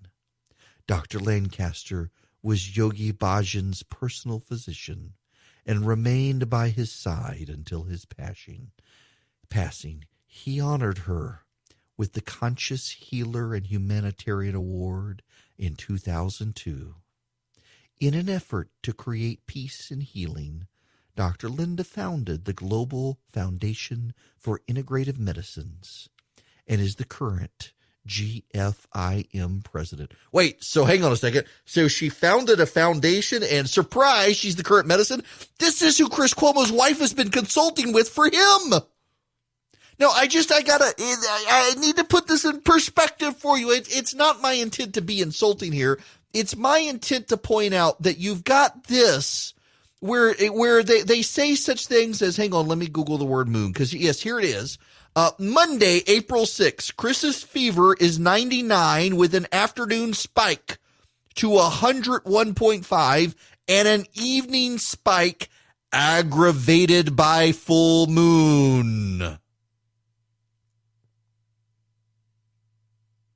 Y'all, come on now. Okay. Question. I have a question. I'll calm down. I'll do the light illumination energy. Om.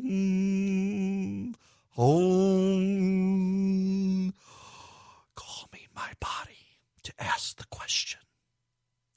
If the President of the United States stood up in the press briefing and said, we need to tap into our light energy to cure the virus. Forget UV, just our light energy. If we tapped into our light energy to cure the virus, and by the way, there's a full moon coming, so fevers are going to spike. What do you think the press would say? What do you think the American press corps would say? And yet we've got an anchor on CNN who's been treated this way. Oh, my goodness. By the way, thanks to Robert Downey Jr. for sending something that they got a name drop. Robert, I guess they're friends. Oh, my goodness. Y'all, yes, thanks to Robert Downey Jr. for the additional natural remedies like lithoseric vitamin C and B packets and lung cleansing formulas.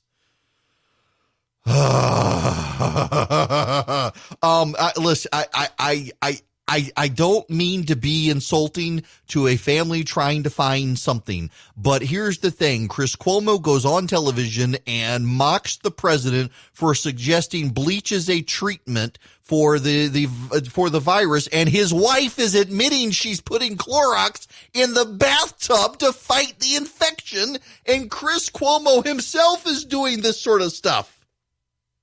Let me just read you some of this. About Dr. Linda. We are using a few herbs that we know are antiviral. Some antiviral medications can suppress the immune system, but we're using known herbs that boost the immune system. There is some truth in that. Dr. Linda kept her eye on what was happening in Italy. She's Italian. She got ahead of the curve with the help of her herbologist son and started sending patients immune formulas to keep their immune system in shape. She also created a different formula for those who had already contracted the virus by adding antivirals. The main one is andrographis, a Chinese herb used for flu and viruses. Chris is also taking anti-inflammatories like curcumin, which is found in turmeric.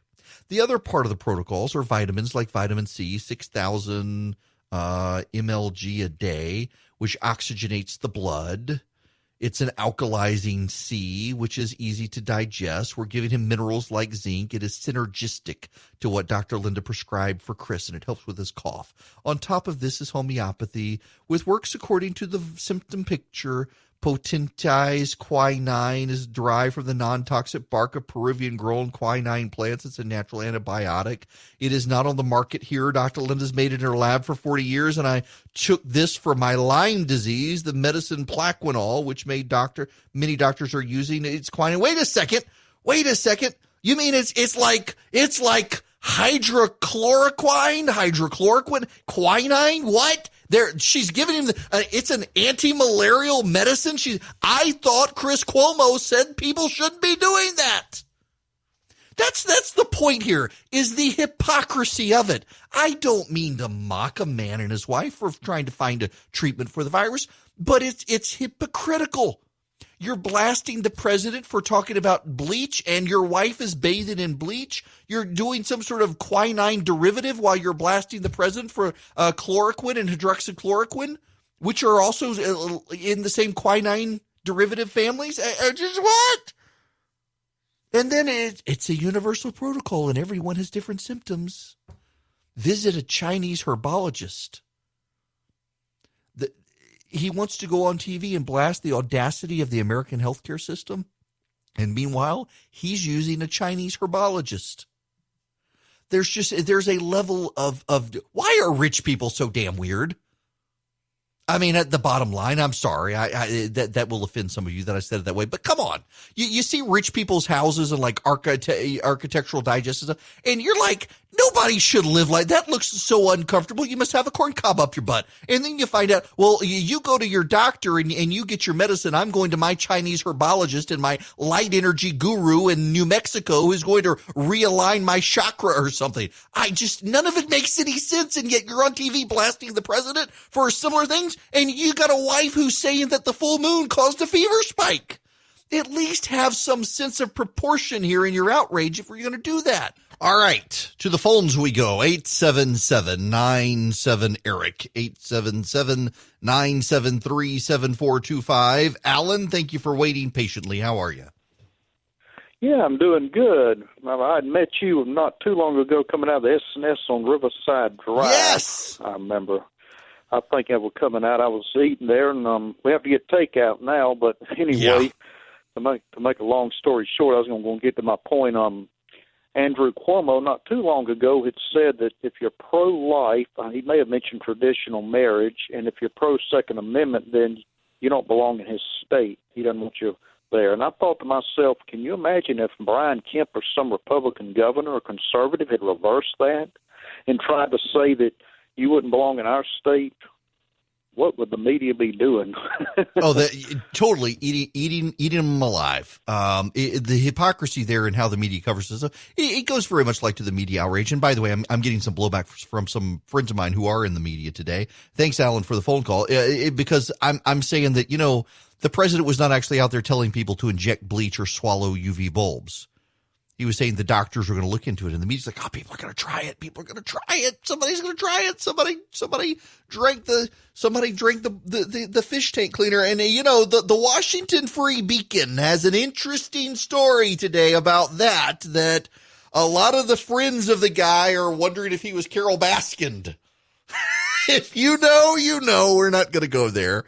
There's a very interesting story about the guy in Arizona who drank the fish aquarium cleaner. Allegedly because the president of the United States said that chloroquine might be able to cure this. He didn't have it and drank it and died. His wife was in serious critical condition. She gave it to him, and some people are raising questions about the whole thing. He apparently was a very smart, highly competent engineer. So there's a problem there. By the way, I told you I was going to do this. I told you at the beginning of the show today I was going to do this all show. If you need PPP, go to firstlibertyga.com because they got the people, they got the staff, and you can apply online with firstlibertyga.com. You'll see an apply now button at the top of the site. Go on and get in the queue if you can. They can't make a guarantee. They cannot guarantee it, but they'll do what they can. Have y'all heard about these plaques that are popping up over Atlanta? I personally found it hysterical. And of course, they're being called racist. Of course, they're being called racist. It is a picture of Winnie the Pooh holding a bat, and it says Wuhan plague on it. And it happened some shop owner in one of the hipster areas of Atlanta screaming racism because it happened on her store. They don't know who are putting these plaques up. Winnie the Pooh, Chinese protesters, Chinese people, Chinese protesters have been using Winnie the Pooh as an image to represent the dictator of China, Xi. They use they claim he looks kind of like Winnie the Pooh, and so they use Winnie the Pooh's image. Someone has been going around town with the Wuhan plague or on the plaque, and it's Winnie the Pooh eating a bat. Instead of Winnie the Pooh with his hand in a honey jar, it's Winnie the Pooh eating a bat. And they've been showing up in Atlanta now. In the last 3 or 4 days, nobody knows who's doing them. Somebody's putting them out in broad daylight. They know somebody's putting them in broad daylight because one of the restaurateurs who found it on the side of their business, the adhesive was fresh. Someone had just applied it and taken off. They don't know who did it, though. Can't figure it out. But the media is screaming, this is racist. This is racism, calling it the Wuhan plague. This is racism. Winnie the Pooh eating a bat, that's racist. What does a Disney character eating a bat have to do with race, particularly when the caricature of Winnie the Pooh as President Xi came from Chinese people? Are the Chinese people racist? Our American media has lost its mind. And you know, the person who this happened to, hang on, let's see if I can find this. Vice, Winnie the Pooh, racism. See if I can find this article. It's so silly. It is so silly that they're doing the story. Yes, here it is. Racist plaques depicting Winnie the Pooh holding a bat with chopsticks have begun to pop up in Atlanta. The police have no idea. And the store owner who found it is just screaming, oh, we got so much racism with that guy in the White House, and the adhesive's still wet. It happened. It's not amusing, funny, politically incorrect, edgy, or punk rock. It is super effing gross and racist. There's enough xenophobia and ignorance being spouted from this administration. We certainly don't need street art reinforcing this blankety blank. Oh, my goodness gracious. The Chinese themselves chose this image to protest China. Why is that racist for others to use? By the way, 11 Alive in Atlanta reporting Georgia has nearly doubled the number of testing sites in 10 days. The National Guard has ramped up their own testing sites. I have something. I have the FAQ, the FAQ, the frequently asked questions about the governor's new executive order to allow businesses to reopen. I have digested the governor's order. Y'all, it is going to be virtually impossible for businesses to reopen under the governor's reopening order. All businesses, establishments, corporations, nonprofits, and organizations that are subject to minimum basic operation restrictions shall implement measures which mitigate the exposure and spread of COVID-19 if they want to open. What are minimum basic operations? The minimum necessary activities to maintain the value of a business, establishment, corporation, nonprofit corporation, or organization, provide services, manage inventory, ensure security, process payroll and employee benefits, or for related functions, and such minimal necessary activities include remaining open to the public, subject to the restrictions of this order. The minimum necessary activities to facilitate employees or volunteers being able to work remotely from their residences, or members or patrons being able to participate remotely, and instances where employees and working outdoors without regular contact with other persons, such as delivery services, contracts, landscape businesses, agricultural industry. So here's what we have. Gyms, fitness centers, bowling alleys, body art studios, barbers, cosmetologists, hair designers, nail care artists, estheticians, and their respective schools and massage therapists can begin engaging in minimum basic operations.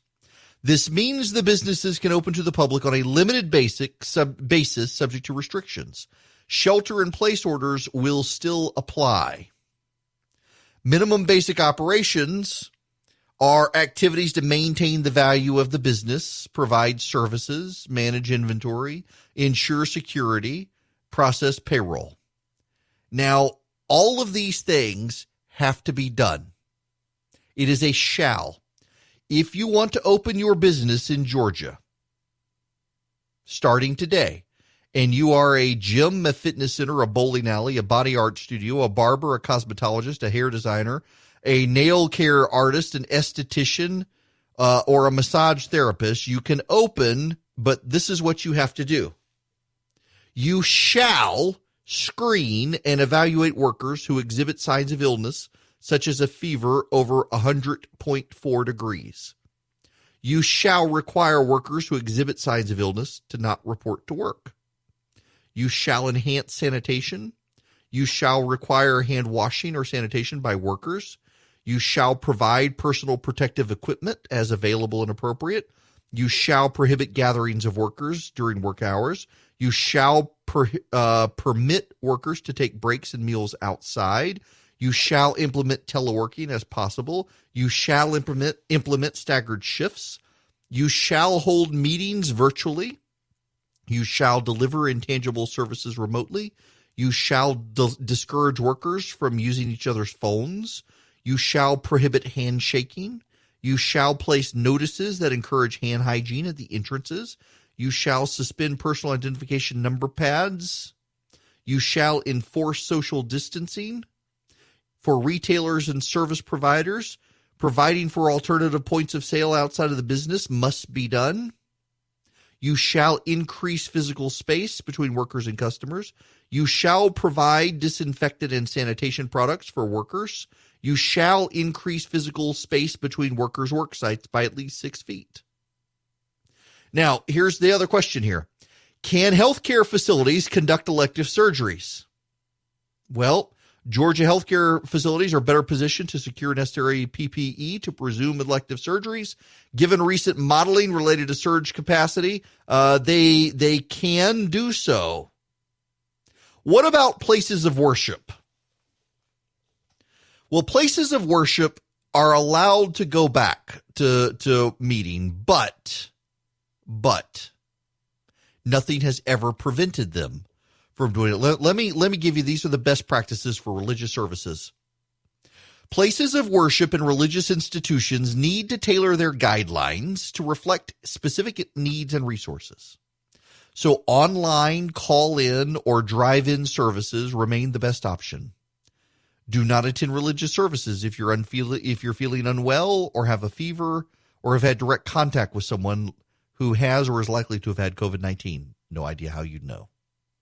Throughout the service, you must maintain at least 6 feet between the person in front and behind you and to each side of you. Family members are allowed to sit together. Masks or cloth coverings to mitigate the spread of the virus should be worn. Depending on the size of the congregation, additional services may be necessary to achieve at least 6 feet between non-cohabitating members of the church service.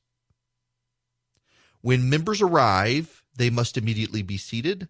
When a service ends, rows must be emptied sequentially, with everyone immediately going to their vehicles. No loitering for conversation.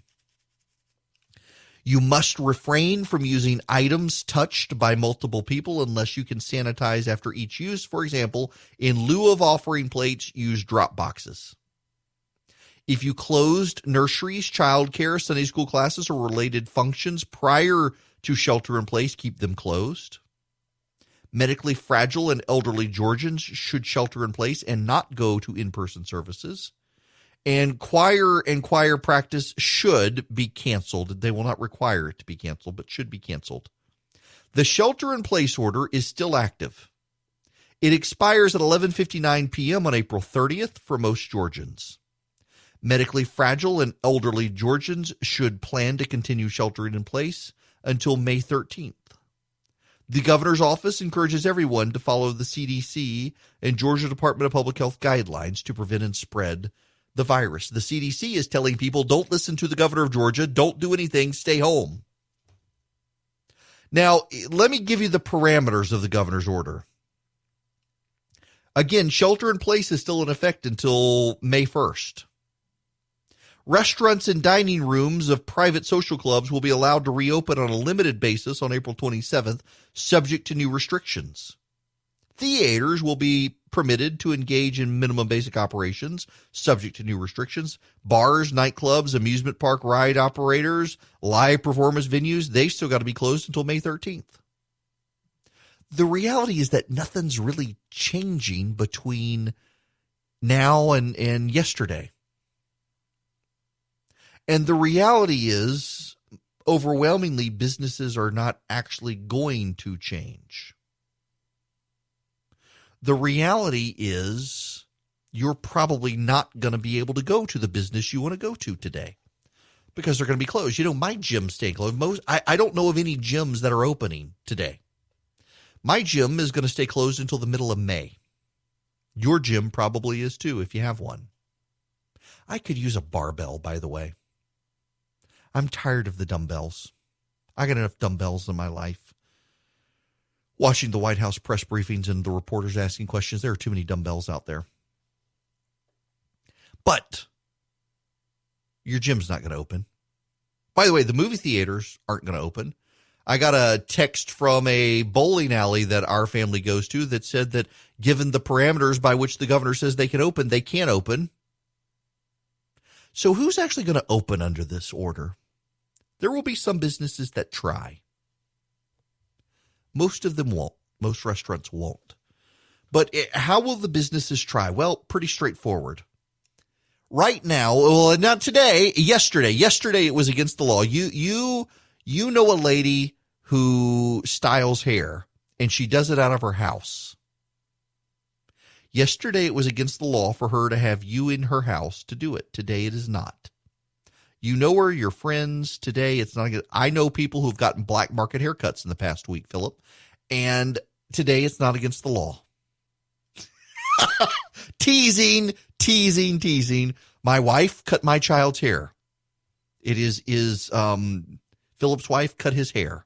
It's not really black market, but still, actually competent jobs on all accounts. And yesterday, if they were, see, this is the bizarre part. If they were licensed, arguably it was against the law. But today it's not. And that's the point of the governor's order, is there are barbers out there. There are massage therapists out there who know their clients. Their clients know them.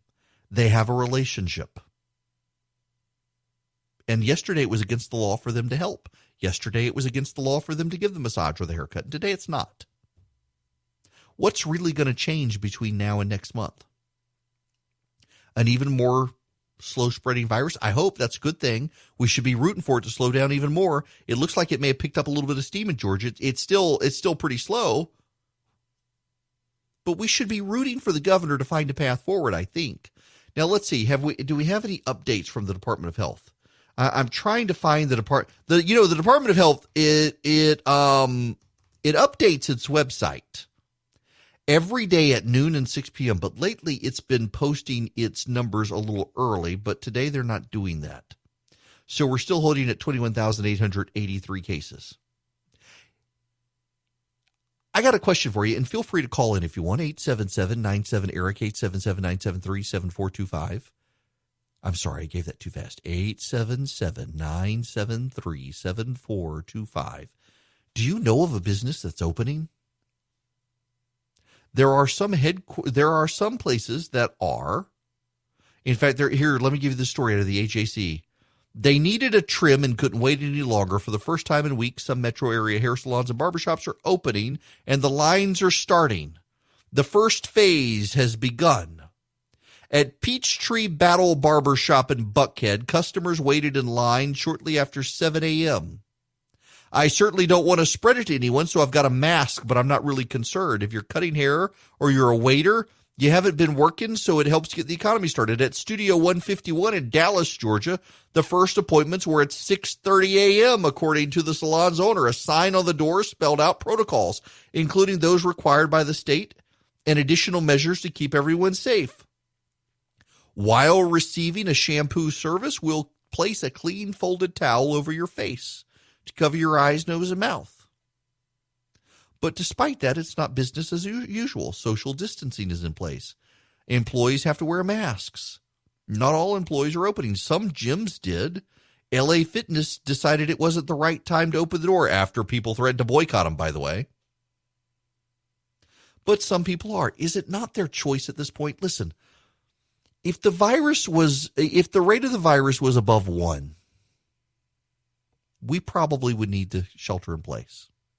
When the governor made his order, it looked like the virus was below 1 in the rate of transmission. 1 is the rate at which it begins to spread in community. Right now, after some of the revised data, we are right at 1.00. We heard the White House say yesterday that warm weather will slow the growth of the virus and sunshine will kill it. And you know what? We're having warmer weather. The high tomorrow in Georgia is 84 degrees, at least in Macon. The high tomorrow in Athens is 81 degrees. In Atlanta, it's going to be 79 degrees tomorrow. Down in South Georgia in Valdosta, the high on Saturday is going to be 86. Why not let people get out and enjoy the sunshine at this point? Stay home for everything except the emergencies. Stay home for everything except the necessities. Don't go out. We're not going out. And again, you know, there are a lot of people who are saying to me, I can see them blowing up right now, people mad at me for defending the governor for reopening. I've said all along I would have waited a week or two. I'd have absolutely waited a week or two. And I would have spent the next 2 weeks explaining why we're getting close, what we're looking for. And I would have called local officials and I would have said, it looks like we're on the cusp. Here's what we're thinking of putting in place. Give me some input. I think there was I think the governor's office should have gotten more buy-in from relevant people. And he didn't do that. And I think it's to their detriment. They should have gotten political buy-in from the mayor of Atlanta and some of the other mayors. At the very least, they should have Kathleen Toomey out defending the decision and not the governor. And I'm waiting for people to point out that it's notable she hasn't come out to defend the decision, because there will be people who seek to do very much like her, what they've done to Dr. Birx and Dr. Fauci, trying to distance her from the governor. I understand why the governor did it. I don't fault the governor for doing it. You and your barber probably have a better relationship than you and your spouse. I don't blame the governor for doing it. But I wouldn't go out. My barber's not reopening yet. He says it's too soon. My gym's not opening yet. My trainer says it's too soon. My favorite local restaurant is not reopening yet. He says it's too soon. And I think that's going to be the prevailing sentiment for most people. A leader leads, but you also need people to follow you. And that's another reason why I think the governor should have waited, is because when no one follows him, it looks like no one respects him as a leader. I think he should have spent a week making sure people are on board, getting buy-in from local officials. Because, you know, we're not really hearing a lot of people stand up and say, let's do it. A lot of the local officials who have been supportive of the governor haven't stood up and said, let's go. Some are. The Forsyth County area, they're good. The Cherokee County area, you got a lot of them. The Monroe County area in Middle Georgia, they're good too. But not a whole lot. It should have probably been another week. But it's done now. And by the way, as I just covered, when you go through the actual requirements, when you go through the list, it's almost impossible for your business to open up anyway, unless you're going to be doing temperature checks of all your employees and stuff. It's almost impossible to do. But at least it does give the small businessman a fighting chance to say, I've wiped through my savings. I can't get PPP. I can't get unemployment. I didn't get a stimulus check because I made too much money last year. So at least give me a chance now to reopen my business and see if I can do what I can do to make my customers feel comfortable to come in. And I don't blame the governor of Georgia for doing that at all. You know, one of the other dumb things that happened yesterday with the idiots in the press, a reporter from the Washington Post pointed out that the study, y'all, again, I have to watch my language. I don't know if you knew this or not, but sunshine and rubbing alcohol are disinfectants. Did you not know that? I mean, honestly, do you not have a mama? I remember when I was little getting injured and either having Tishner's antiseptic or alcohol having put on a wound. Oh, you'd have to start blowing before you put it on. My kid right now, it fell off a scooter the other day and scraped up his leg real bad. And it was dirty outside and had to clean the wound. And oh, you could hear the cry. I've got soundproof doors and I could hear him screaming.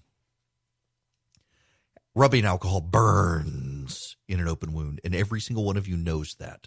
Because every single one of you have had an experience where you've had to clean a wound, you've had to put disinfectant on, you've had to make sure a cut didn't get infected, and it burns. And we got reporters out there thinking that this is something new and novel, and none of you have ever known that a disinfectant kills a virus. I got a bottle of hand sanitizer right here. Purell hand sanitizer. Kills 99.99% of most illness-causing germs. A refreshing gel, it says. Let's see, kills 99% of most common germs that cause illnesses. Let's see, based on a comparison study using 1.75 milliliters of Purell Advanced, it kills most viruses and bacteria. Well, my goodness. I didn't know it had an expiration date on it. I just saw that. It expires in 2022. Any of you who have been washing with soap and water or hand sanitizer knows disinfectants, clear things. Any of you who have ever had to use bleach spray knows bleach. And reporters are like, well, I declare, I did not know. So you got a reporter yesterday that they talk about isopropyl alcohol can kill the virus in 30 seconds. Rubbing alcohol kills the virus quicker than bleach. And a reporter went on and put up a screenshot of Amazon.com of alcohol, and it was $2,500 on Amazon or something like that. What she excluded from the picture is that was a literal barrel of alcohol. Like a 90-gallon drum of alcohol was over $2,000. And she was trying to imply that the president caused the price of it. By talking about alcohol at the White House press briefing, the president caused it to skyrocket.